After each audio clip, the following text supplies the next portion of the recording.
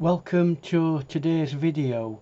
What I'm going to do today is look at a painting that I did about 28 years ago in 1991, and I'm going to compare it to a painting that I did literally yesterday on a live stream in 2019 if you're watching in the future.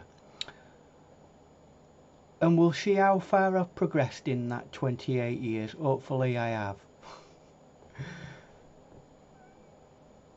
But the actual thing itself is it's a Cornish tin mine that's in England on the coast, and it's an old ruined building, and it's a very famous building. A lot of people go and take photos of it, and back in 1991 when I was first starting to do watercolours, and this is one of my earliest watercolour paintings, I happened to find a book from the library. That's how we used to do it before the internet, and I just did a painting out of that book.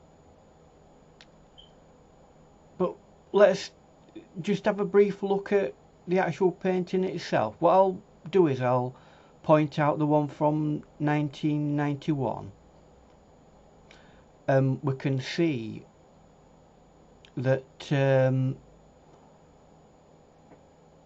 had a good effort at it. To say that it was one of my first ever watercolour paintings, and it must have been quite demanding at the time of me to be able to do this.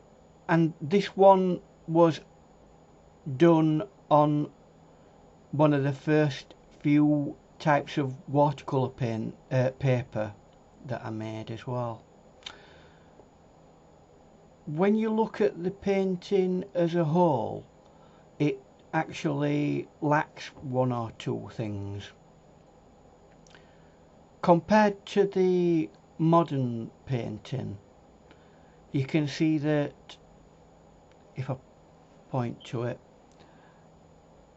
the background is at the same kind of focus as the foreground, and there's a lack of detail in this area when there should be a lot more, because this building here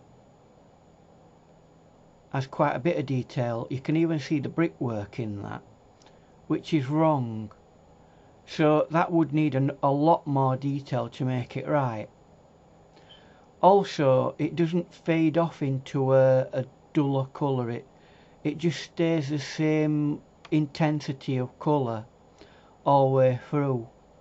If you look at the modern version, you have a much better interpretation of that. All that area that's quite a bit in the distance has very little detail, and it's pretty much washed out because of the atmospheric perspective that takes place when things go into the distance. We see a very dulled out colour, and as you come closer you get slightly more detail and a bit more intensity of colour and contrast, and again as you come even closer, more detail, more intensity, until you get to the foreground here, which has got a lot of detail. And that's balanced a lot better than the other picture that we said didn't have any detail and that had detail. So I think personally I made a good effort with this, but I'm glad that I've moved on technique wise. I use a much greater and broader range of colour in this paint set than I did here. It all seems to be one light green, and as I remember, this was my first ever watercolour set, my De La Rone student set that I got, and there weren't that many greens in it. but with a limited palette I've been able to create much more, so my understanding of being able to produce colours has massively increased as well. So this is something that I encourage you to do. Do a painting today, or look back at a painting that you might have done a year or maybe 2 years ago, and have another go at it, and then compare and see how you've progressed. You will have done, because you've practiced more, and that's the key to it, practicing. So this has been a short video, and I hope you've enjoyed it, and I will do some more of these in the future. So bye for now.